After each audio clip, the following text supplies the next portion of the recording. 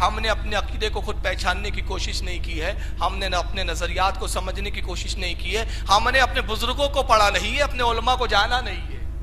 جب تک یہ نہیں جانو گے کب تک اندھیروں میں بھٹکتے رہو گے۔ خدا کے واسطے علم حاصل کرو۔ آئیے میں بتاؤں شرک کی 3 قسمیں ہوتی ہیں۔ پہلی قسم بتائی گئی شرک فی الذات، شرک فی ذات، یاد کیجئے، شرک فی لفظ نہ یاد رہے تو کم از کم اتنا یاد کر لیجئے، اللہ کی ذات میں شریک کرنا، بس اتنا ہی یاد کر لیا تو میں سمجھتا ہوں کافی ہے۔ شرک فی ذات، اللہ کی ذات میں شریک کرنا، یہ پہلا شرک ہے۔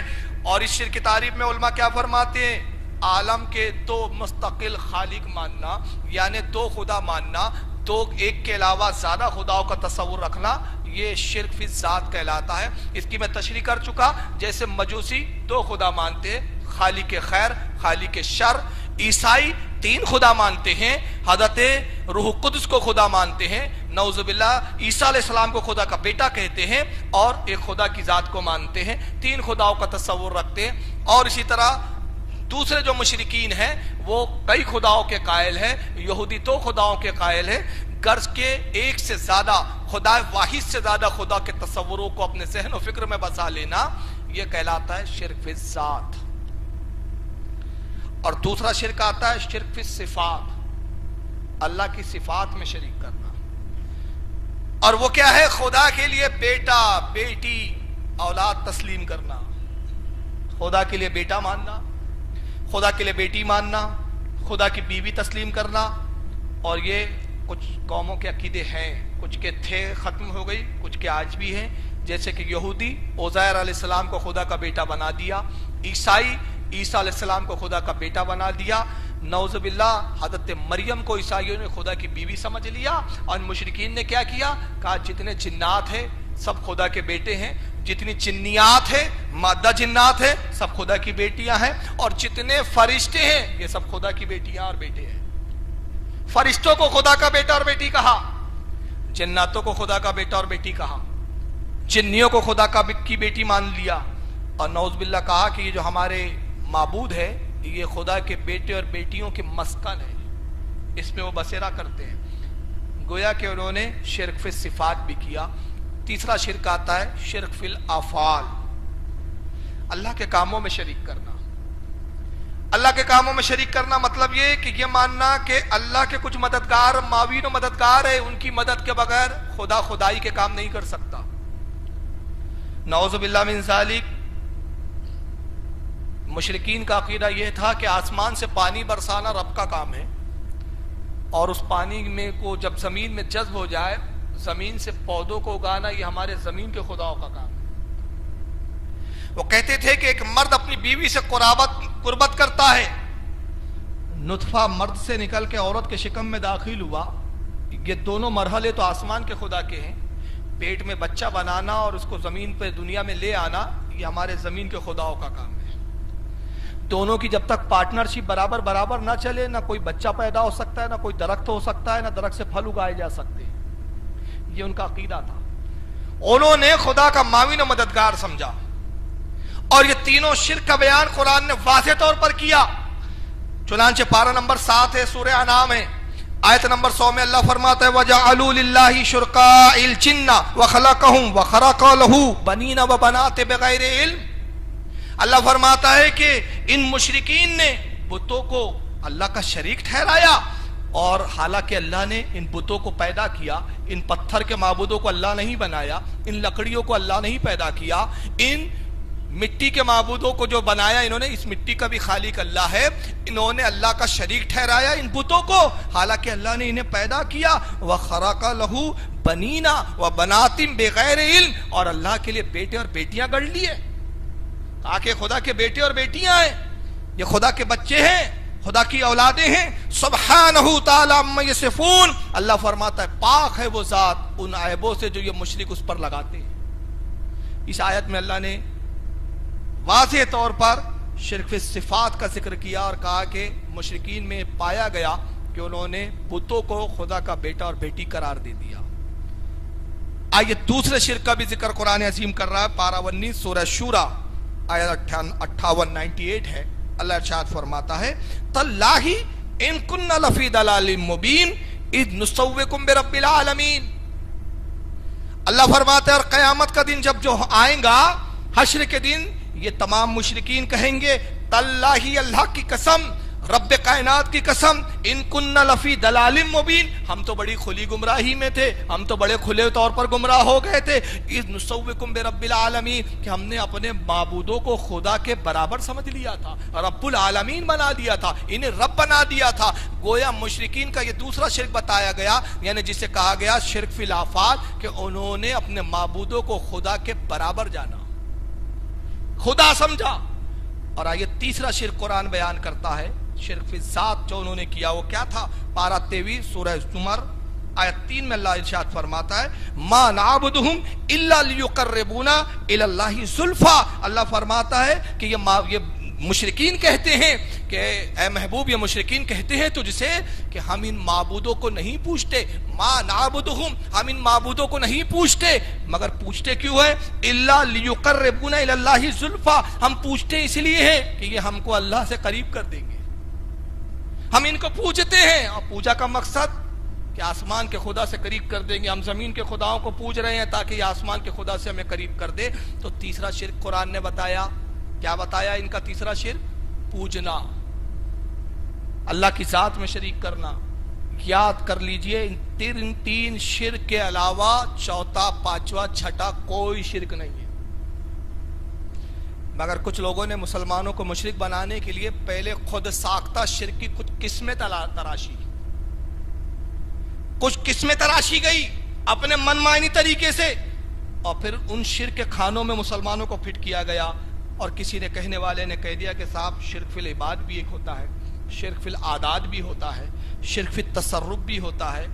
ये दुनिया भर के शिर्क की और किस्में तराशी और कहा कि देखो साहब, ये शिर्क की और भी किस्में जिसकी बुनियाद पर आज के कसीर मुसलमान, अक्सरियत मुसलमानों की मुशरिक हो गई। हमने कहा कैसे मुसलमान मुशरिक हो गए? भाई वो अपनी ज़बान से कह रहा है मैं मुसलमान हूँ, वो अपनी ज़बान से कह रहा है मैं अल्लाह को वाहिद मानता हूँ। कहते नहीं नहीं, तुम्हारे एक कहने से क्या होता है, खुदा एक है, तुम्हारे नमाज पढ़ने से क्या होता है, तुम तब भी पक्के मुशरिक हो। अरे भाई हम कैसे मुशरिक हो गए? कहा देखो मुशरिक ऐसे हो गए, तुम बुजुर्गों से मदद मांगते हो या नहीं मांगते हो?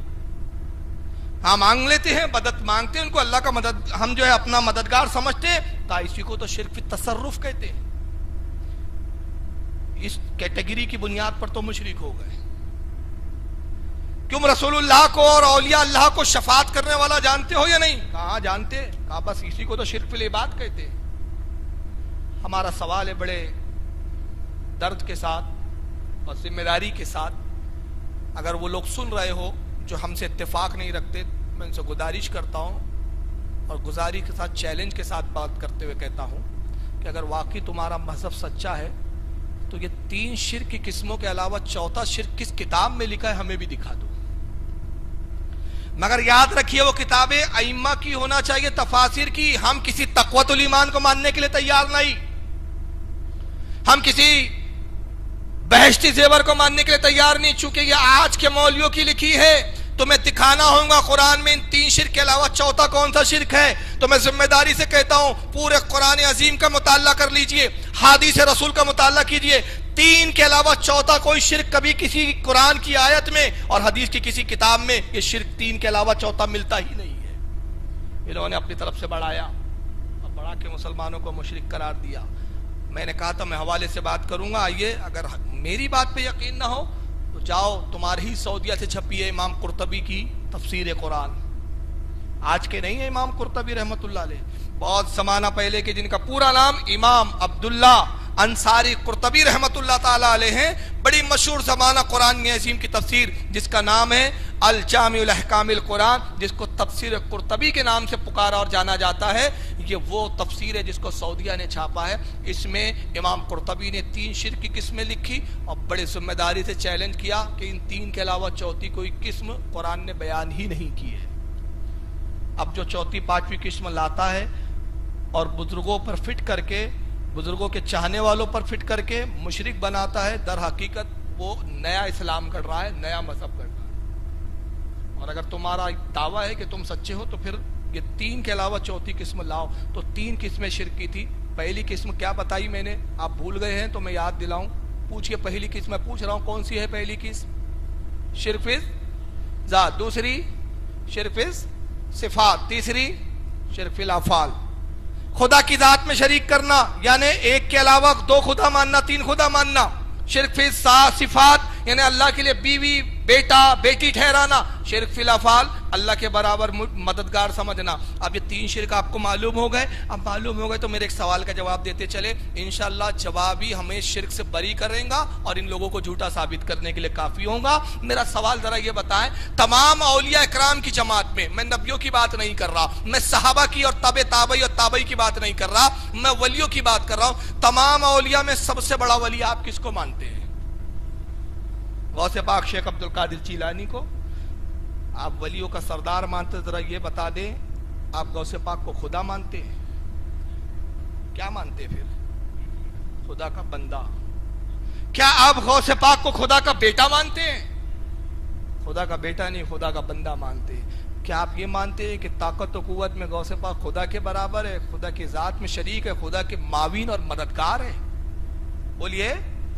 ہمارا عقیدہ ہے کہ اللہ کی مرضی نہ ہو تو غوث پاک بھی ایک ذرہ نہیں ہلا سکتے، مگر اللہ نے غوث پاک کو قوت وہ دی ہے کہ ذرہ نہیں، جب ہلانے پہ آ جائے تو مقام یہ نظر تو الی بلاد اللہ کی جمع کا خر دلالتین اللہ حکم اتصالی. میں اللہ کے شہروں کو ایسے دیکھتا ہوں جیسے ہتھیلی میں رائی کا دانہ ہو. اور ایک مقام پہ فرمایا وَلَوْ قَيْتُ سِرِّي فَوْقَ مَيْتٍ لِقَامَ بِقُدْرَةٍ نِلْتُ الْمَنَالِ. میرے رب نے مجھے راز بتائے، اگر میں اپنے راز مردوں پہ ظاہر کر دوں تو وہ اللہ کی قدرت سے زندہ ہو جائے. ایک مقام میں فرمایا میں راز اگر اپنے پہاڑوں پہ ڈال لوں تو ریزہ ریزہ ہو جائے. اور پھر مجھے رب نے وہ مقام دیا، مریدی لا تکف اللہ ربی اتانی رفت نلت الملالی. مریدی لا تکف واشن فائنی عظم قاتل عند القتالی. اے میرے مرید خوف نہ کر. ذرا غور تو کر، تیرا شیخ کون ہے؟ تیرا شیخ عبد القادر ہے جس کو رب نے بڑے مقام دیے ہیں. اے میرے مرید کسی چگل خور سے ڈر مت. تو ڈرتا کیوں ہے؟ میں تیرا شیخ ہوں، میرے پاس تلوار ہے جو میرے رب نے دی اور یہ تلوار خوب کاٹنے والی ہے. یہ اللہ کی عطا سے ہے، مگر ہم نے اتنی طاقت و پاور کے بعد نعوذ باللہ کبھی نہیں کہا، کسی عالم نے ہمارے نہیں کہا کہ غوث پاک خدا کے برابر ہے، خدا کی جیسی طاقت رکھتے. ہم نے کہا خدا تو بہت بڑی بات ہے، مصطفیٰ کے برابر غوث پاک نہیں ہے، ارے صحابہ کے برابر غوث پاک نہیں ہے. تو جب ہم نے غوث اعظم کو خدا نہیں کہا، خدا کا بیٹا نہیں کہا، خدا کے برابر نہیں کہا، خدا کی طرح طاقتور نہیں کہا، تو پھر مشرک ہوئے کیسے؟ کون سے شرک کی کیٹیگری میں تم نے ہمیں شامل کیا ہے؟ ذرا وہ شرک کا پتہ ہمیں بھی تو بتاؤ. تو پھر انہوں نے خود ساختہ کچھ شرک تراشے. کہا کہ یہودیوں کے ایجنٹ ہیں، پیسہ لیتے ہیں تو حق کے نمک بھی ادا تو کرنا ہے ہمیں. عیسائیوں کے ہم ایجنٹ ہیں، وہاں سے کچھ ملتا ہے. جب تک مسلمانوں میں پھوٹ نہیں ڈالیں گے، اختلاف نہیں پیدا کریں گے، شرک کی بات کر کے اور مشرک بتا کے پھوٹ ڈال کے دو حصوں میں نہیں کاٹیں گے تو پھر حق کے نمک کیسے ادا ہوں گا؟ تو کچھ مولوی چھوڑے گئے تنخواہوں پر، کچھ سعودیہ کی ریالوں پر. سعودیہ نے اپنے آقاؤں کی مانا امریکہ کی، اور امریکہ نے کہا دیکھو تم میرا غلام ہے، میری کام کر، میرا کام یہ کر کہ مسلمانوں کو بانٹو، حصوں میں تقسیم کرو. اگر یہ مسلمان یکجا ہو گئے دنیا سے عیسائیت ختم ہو جائیں گی، اگر مسلمان ایک جٹ ہو گئے یہودیت ختم ہو جائیں گی. اگر ہمیں اپنا باطل مذہب بچانا ہے تو مسلمانوں میں پھوٹ ڈالنا پڑے گا. پھوٹ ڈالنے کے لیے کچھ زر خرید غلاموں کی ضرورت ہے. اے سعودیہ لے، پیسہ ہم دیتے ہیں، ڈالر ہم دیتے ہیں، تو ڈالروں کو کنورٹ کر کے ریال میں تبدیل کر، ریال کچھ بیچ، کچھ غلام خرید، کچھ اپنے زر خرید، غلاموں کو لے کر نکل، اور نکلنے کے بعد مسلمانوں میں پھوٹ ڈالنے کا کام شروع کر. نتیجہ کیا ہوا؟ کچھ ایسے مولوی نکلے جو بکاؤ ہے، سعودیہ کی ریال کی بولی بولتے ہیں اور مسلمانوں کو مشرک بناتے ہیں. مگر وہ ایک لمحہ یہ نہیں سوچتے کہ ہم جن مسلمانوں کو مشرک کہہ رہے ہیں، خدا کی قسم وہ تو مشرک نہیں ہے، لیکن مصطفیٰ نے فرمایا اگر کوئی کسی کو کافر کہے اور وہ کافر نہ ہو تو کہنے والے پر کفر لوٹ آتا ہے. تم نے ہمیں کافر کہہ کر ہمیں کافر تو نہ بنایا، خود کافر ہو گئے ہو، خود مشرک ہو گئے ہو. آئیے اس